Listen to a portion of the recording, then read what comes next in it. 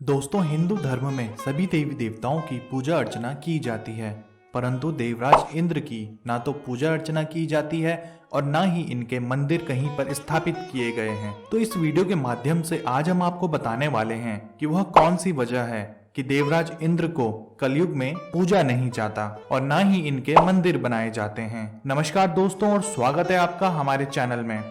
दोस्तों, देवराज इंद्र को सभी देवी देवताओं का अधिपति माना जाता है, परंतु पौराणिक कथाओं के अनुसार देवराज इंद्र किसी व्यक्ति विशेष का नाम नहीं बल्कि यह एक पद है। जो भी स्वर्ग के सिंहासन पर बैठता है वह देवराज इंद्र कहलाता है और जो भी स्वर्ग की गद्दी पर बैठता है उसे डर होता है कि कहीं कोई उससे यह गद्दी छीन ना ले।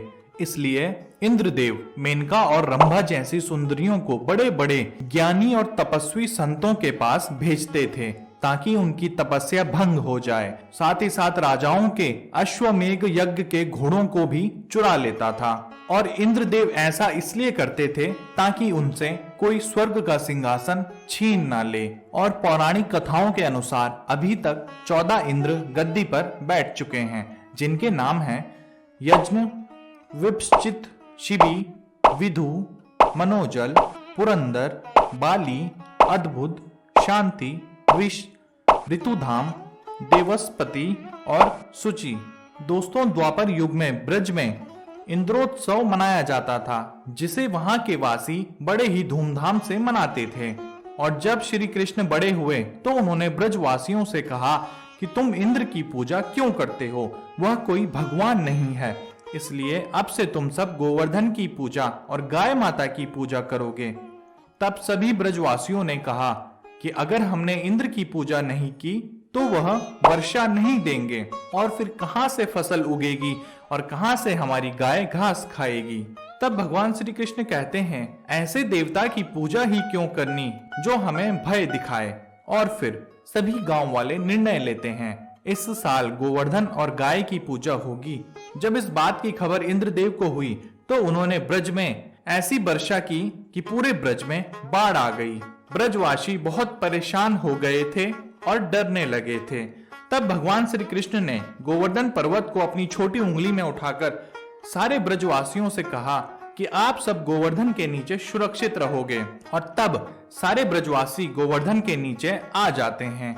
उसके पश्चात इंद्रदेव और भगवान श्री कृष्ण का युद्ध भी हुआ, जिसमें श्री कृष्ण ने देवराज इंद्र को परास्त कर दिया था और तभी से ब्रज में इंद्रदेव की पूजा बंद हो गई थी। वहीं हमें कुछ चित्रों में देवराज इंद्र के शरीर में असंख्य नेत्र दिखाई देते हैं। तो इन असंख्य नेत्रों के पीछे का रहस्य जानते हैं। दरअसल इंद्रदेव के द्वारा दिए गए श्राप का नतीजा है। पौराणिक समय में धरती लोक पर गौतम ऋषि हुआ करते थे, जो कि अपनी पत्नी अहिल्या के साथ जंगल में एक कुटिया बनाकर रहते थे। और अहिल्या इतनी सुंदर स्त्री थी कि उसे देखकर कोई भी अहिल्या पर मोहित हो जाता था। एक बार की बात है, जब अहिल्या अपनी कुटिया से बाहर बैठकर गौतम ऋषि के पैर दबा रही थी, तभी वहां से इंद्रदेव का जाना हुआ और उनकी नजर अहिल्या पर पड़ते ही वह मंत्र मुग्ध हो गए। फिर वह वहां से चले तो गए, परंतु उनके सामने अहिल्या का ही रूप बार बार उनके मन को कचोट रहा था और फिर उनके मन में अहिल्या को पाने की तीव्र इच्छा हुई। उन्होंने छल का प्रयोग किया और जैसे ही गौतम ऋषि स्नान करने गए, उसके कुछ समय पश्चात देवराज इंद्र गौतम ऋषि का रूप रखकर अहिल्या के पास आ गए। तभी गौतम ऋषि अपनी कुटिया में वापस आ जाते हैं और जब गौतम ऋषि अपनी कुटिया में वापस आते हैं तो वे देखते हैं कि उनके वेश में कोई और व्यक्ति उनकी पत्नी के साथ है और वह अपने तपोबल से यह पता लगा लेते हैं कि यह व्यक्ति और कोई नहीं स्वयं देवराज इंद्र है। इसलिए वह इंद्रदेव को श्राप दे देते हैं कि तुम देव होकर भी छल का प्रयोग करते हो और सिर्फ एक योनि पाने के लिए तुमने इतना घोर अपराध किया, इसलिए मैं तुम्हें श्राप देता हूँ, तुम्हारे पूरे शरीर में 1000 योनियां उत्पन्न हो जाएं। और गौतम ऋषि अपनी पत्नी अहिल्या को भी श्राप दे देते हैं कि तुम भी पत्थर की शिला बन जाओगी। फिर देवराज इंद्र गौतम ऋषि से माफी मांगते हैं।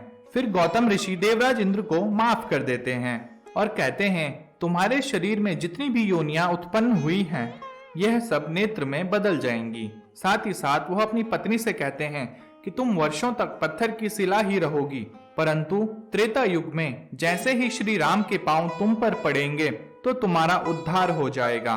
तो दोस्तों यही वजह है कि कलयुग में भी देवराज इंद्र की पूजा अर्चना नहीं होती और ना ही देवराज इंद्र का कोई मंदिर बनाया जाता है।